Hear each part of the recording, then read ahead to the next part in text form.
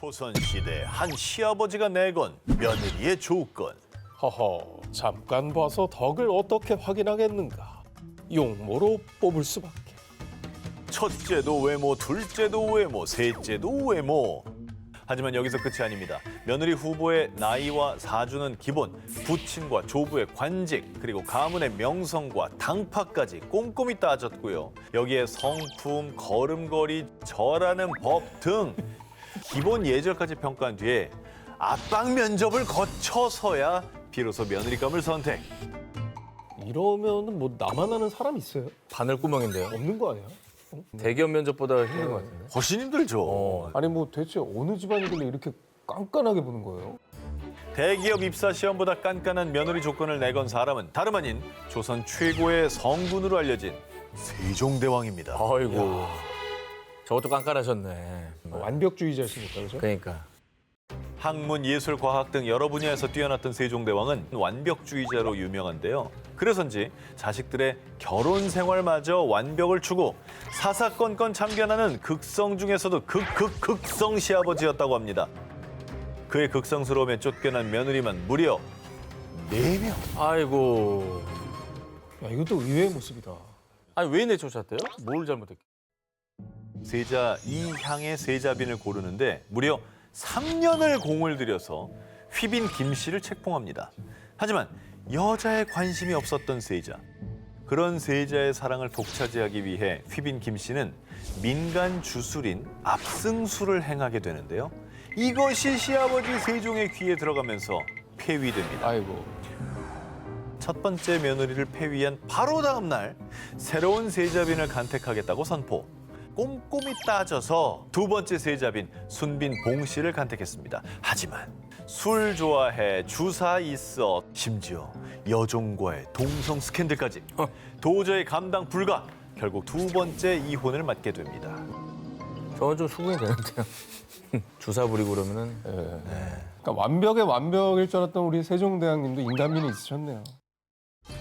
세종대왕은 아들 내외의 부부관계까지 참견하는 건 물론 사남 임영대군, 15남 영대군의 아내들도 병이 있다는 이유로 강제 이혼. 그렇게 해서 쫓아낸 며느리만 총 4명이었던 겁니다. 오늘 이후로 인기 좀 많이 떨어질 것 같아요. 아, 세종대왕의 인기가 그럼 누가 올라가죠? 예? 정조요. 지금 말씀하신 거 반드시 기억을 해두시기 바랍니다. 정조도 뭐 있어요? 아 이런. 자, 있습니다. 세종환이 정조인데. 자, 4명의 며느리를 쫓아낸 극성 시아버지 세종대왕. 왕으로서는 존경받았을지 몰라도 며느리들에게는 최악의 시아버지 아니었을까요? 조선시대 기이한 가면의 정책. 소심하기만 했던 직장인이 불가사의한 가면을 쓰는 순간 신비한 초능력이 생긴다. 어떤 이야기인지 아시겠습니까? 이거 우레메인데요? 우레메요. 김청기 감독. 이거 우레메 아닌가요? 아, 진짜 옛날 영화다. 심영래 형님. 근데 사실 제가 떠오르는 영화도 옛날 영화예요. 뭐예요? 뭔가요? 마스크. 짐 캐리. 캐리. 근데 아무래도 우리 세대는 이제 짐 캐리가 익숙하겠죠. 그렇죠. 짐 캐리에게 초능력을 준 초록 마스크가 있다면은 그 옛날 옛적 조선에도 기이한 능력이 생기는 신비로운 마스크가 있었습니다. 당시 이 마스크 하나로 조선 한복판이 떠들썩해졌다고 합니다. 근데 저걸 쓰면은 기이한 능력이 생긴다고요. 그렇습니다. 어허. 뭐 그냥 뭐 소문 아니에요? 아니면 누군가가 뭐 저걸 쓰고 의적 활동을 했나? 아니, 전래동화 아니면 뭐 이런 거 아니야? 소문이겠지. 소문. 자, 조선 전기 학자였던 청파 이육이 각 지방에서 보고 들은 괴이한 이야기를 담은 문집 청파 극담에 수록된 이야기에 따르면 어떤 사람이 나무로 만든 가면을 발견하고 얼굴에 썼다. 그런데 그 사람은 병에 걸려 시름시름 앓게 되었다. 무당을 불러 구슬해보자. 그 이상한 가면이 병을 일으킬 것입니다. 가면을 들판에 버렸더니 병이 씻은 듯이 나았다. 이거는 안 좋은 쪽인 것 같은데?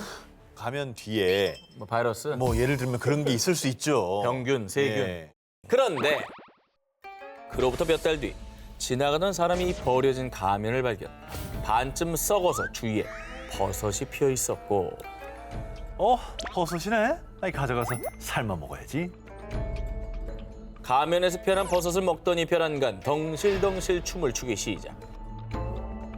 버섯을 먹은 또 다른 사람도 무언가에 홀린 듯이 춤판이 벌어진 겁니다. 버섯을 먹은 사람에게 왜 춤을 추느냐고 물으니 아이 웃음이 나고 기분이 좋아져서 그만두려고 해도 도저히 춤을 멈출 수가 없어요. 이렇게 미스테리한 말을 남긴 채 춤을 추었다는 괴이한 이야기. 경기도 광주에 사는 노인에게 직접 들은 이야기를 문집에 기록했다고 합니다. 그 환각 성분이 묻어 있어서 가면을 쓴 사람한테 안 좋은 그런 일이 그러니까 그런 게 있을 수 있네. 그렇지, 안 좋게 될 수도 있고 환각 증세로 기분이 좋아질 수도 있고. 현대의 기록을 본 누리꾼들이 추론컨대 환각작용이 있는 버섯이 나무 탈 안에 붙어 있었던 건가? 광대버섯을 먹었나? 신비롭다라며 기묘한 스토리에 매료됐습니다. 절로 웃음이 나며 사람들을 춤추게 했던 기묘한 가면. 웃음과 춤을 감염시키는 그 가면의 정체는 과연 무엇이었을까요? 모모 폭행 사건 막장 궁녀의 최후. 왕 이름에 쓰이는 한자를 사용하는 것만으로도 엄벌에 처할 수 있을 정도로 하늘 같은 존재였던 조선시대의 왕. 그런데 왕에게 손찌검을 한 궁녀가 있다면 믿으시겠습니까? 하하. 그의 모습은 더 이상 볼 수 없었겠는데요. 아, 후궁인가요? 후궁 그럴 수 있잖아. 후궁은 그럴 수 있다. 후궁이라고 해도 왕을 왜 내 침소에 안 드시는 겁니까? 예! 그러다가 사형을 처해줬잖아. 심지어 피해자는 조선 건국을 반대한 세력부터 이복 동생의 처남들까지 모조리 죽여서 킬방원이라고 불릴 정도로 잔혹함으로 이름을 떨친 태종 이방원. 그런데 더 놀라운 사실은 그런 킬방원의 옥체에 겁없이 손을 대고도 살아남았다는 겁니다. 이 범상치 않은 여인의 이름은 바로 장미. 장미요? 장미? 아니 근데 이방원한테 손찌검을 해서 살아남은 궁녀가 있다는 게 믿기지가 않은데요. 이방원이 여자한테 많이 휘둘렸네. 세종실록에 의하면 당시 51세의 태종은 그를 모시던 궁녀 장미에게 무릎을 주무르게 시켰는데요. 아이, 거기 좀 더 팍팍! 그 무릎도 잘못 주물러가지고 에이 진짜. 이렇게 궁녀 장미는 한 소리 듣고 안마를 재게 태종은 안마는 손길에 스르르 잠에 들었는데요. 그런데 생각해보니까 빡이 치네. 깜짝 놀라서 잠에서 깬 태종. 다름 아닌 궁녀 장미가 태종을 퍼 두드려 패고 있었기 때문입니다. 그거 아니에요? 압을 세게 해준 거 아니에요? 그러다가 자니까 사실 그냥 조금씩 때렸나 봐요. 자는 거 같으니까. 근데 이게 또 명을 어긴 건 아니야. 세게 두드리라고 그랬잖아. 이거는 약간 종이 한 장 차이인 거지. 그러네. 적잖이 충격받은 태종. 장미에게 왜 그랬냐 묻자 한 소리 들으니까 분이 나서 두드렸는데요. 뭐 문제 있어요, 왕님? 라고 충격적인 말대답까지. 와, MT 네. 그런데 이 전설의 장미는 당시 처소에서 쫓겨났을 뿐 큰 벌을 받지 않았습니다. 그런데 약 15년 뒤 장미라는 이름은 또 한 번 세종실록에 등장하는데요. 바로 외간 남자와 사통한 죄. 궁궐에서 쫓겨나는 행위잖아요. 이건 바로 쫓겨나죠. 문 밖으로 쫓겨났죠. 아니 아닌가 봐. 표정이 아니야? 보니까 아니야. 하지만 이번에도 목숨을 부지한 불멸의 장미. 그런데 여기서 멈추지 않고요. 왜 이래? 약 10년 뒤에 외간 남자들과 놀아났다는 혐의로 약사서에 또 등장을 한 것입니다. 아이고. 봐주고 또 봐줬지만 또다시 중죄를 저지른 장미. 이번엔 끝내 처형당하고 마는데요. 오래 살았네 그래도. 너무 엇나가면 감당이 안 될 때가 있어요. 아니 몇 번 봐줬던 거 자체가 저는 이해가 안 돼. 놀랍죠? 약점 잡혔나? 잘 모르겠어요, 진짜 뭔지. 아니면 치명적인 매력이 있거나 아니 운이 되게 좋았나 보다. 정치를 잘했든지 어떻게든 잘 넘어간 거야. 정말 매력이 있었든지. 정말 여러 의미로 범상치 않았던 인물, 궁녀 장미. 호랑이는 죽어서 가죽을 남기는데 장미는 실록의 이름을 3번 넘게 올렸습니다. 비운의 공주의 비극적 운명. 조선의 왕 태종에게 비운의 삶을 살았던 딸이 있었다는 사실 들어보셨나요? 태종과 원경왕후 민씨사에서 태어난 공주임에도 출생 기록이 없는 것으로 알려진 비운의 공주. 정선 공주가 그 주인공입니다. 출생 기록이 없다고요? 정실 왕후인데? 그러게. 전해지는 바에 따르면 왕위에 오른 후 수많은 후궁을 들인 태종과 이를 받아들일 수 없었던 그의 왕비인 원경왕후, 이 부부의 갈등이 극에 달했고요. 결국 정선공주의 출생 사실을 외부에도 따로 알리지 않았던 겁니다. 아니, 사이 안 좋은 와중에 또 딸이 태어났네. 참 미스터리한 부분인 거죠. 자, 정선공주의 파란만장한 인생은 여기서 끝이 아닙니다. 막내딸이라도 좀 편한 곳으로 시집을 보내고 싶은데. 태종은 4명의 딸들 중 3명을 쟁쟁한 가문에 시집 보냈는데요. 막내딸인 정선공주만큼은 권력과 관련이 없는 집안으로 보내고 싶어 했다고 합니다. 그래서 조선 최초로 공주의 남편감을 정하는 부마간택을 실행. 부마간택까지 했어. 좋았어. 이 사람이라면은 우리 딸 고생 안 시키겠다. 그렇게 심도 깊은 과정을 거쳐 정선공주의 배우자로 간택된 주인공은 어려서 아버지를 여의고 홀어머니 밑에서 자란 조선의 문신 남휘. 이게 남편이라도 잘 만났으면 하는 마음에 아버지가 이제 고르고 골랐을 것 같은데. 남편은 잘 골라줬겠죠. 자, 그렇게 아버지가 정해준 남성과 훈례 후 16세의 나이에 첫째 아들을 출산, 행복한 나날이 이어질 줄 알았지만 바로 다음해 정선공주의 어머니가 세상을 떠났고요. 2년 후에는 아버지인 태종까지 세상을 떠나며 아이고. 연이은 초상을 치르게 됐습니다. 당시엔 상을 당할 시 금욕 생활을 해야 하는 유교식 장례법이 있었기 때문에요. 그 법을 따르면서 정선공주와 남이 사이에 금이 가기 시작했습니다. 아, 금욕 생활 아찔하네요. 남이는 금욕 생활에 대한 불만을 노름으로 풀게 되면서 정작 바로 옆에서 힘들어하는 부인 정선공주는 관심밖이었던 건데요. 심지어 정선공주가 병마에 시달리고 있을 때도 아내를 돌보지 않고 다른 여인과 외도, 아하. 폭행 사건에까지 연루되는 막장 중에 막장 남편이었던 겁니다. 정말 기구한 운명이다. 기록도 안 남아 남편도 개판. 잘 고르면 뭐해. 그럼. 이게 골라준다는 게 참 미묘한 것 같아요. 아까도 그랬지만. 세종대왕도 그렇고 잘 고르면 뭐해. 그럼. 왕과 나라를 손에 쥐었던 악녀. 자, 이번에는 장희빈, 장녹수, 정난정과 함께 조선의 대표 악녀로 손꼽히는 여인에 관한 이야기를 들려드리겠습니다. 자, 그 파워가 어느 정도였냐면요. 광해군의 걸음걸음마다 국정을 쥐락펴락하던 그녀의 그림자가 짙게 깔려 있었다 해도 과언이 아닐 정도입니다. 야, 광해군의 그런 폭정 뒤에 여성이 있었던 거예요? 바로 그렇습니다. 누구죠? 조선에서도 손꼽혔던 악녀.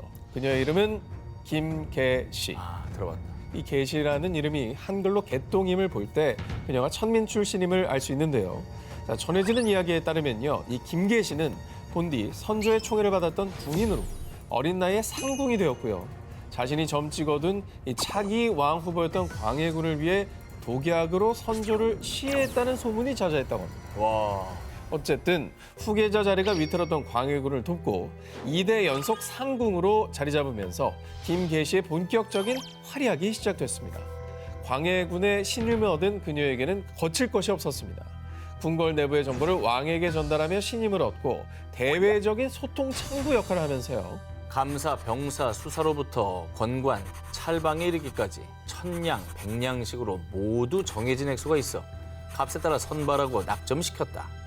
김상궁이 마음대로 하니 왕도 어떻게 하지 못했다. 김상궁은 광해군의 총애를 받아 권세를 내외에 떨쳤다. 그렇습니다. 즉 왕의 최측근 자리를 지키면서 정사 개입, 매관 매직 등 비리가 일상. 천하는 저의 은혜를 잊었습니까?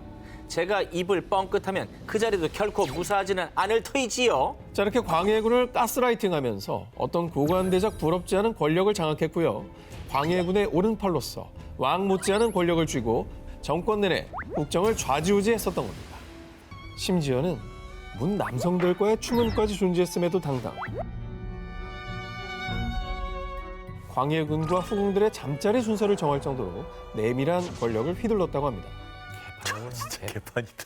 진짜 개판. 오늘은 네가 들어가라. 전하, 오늘은 얘가 괜찮은 것 같습니다. 나 나갔다 올게요. 그리고.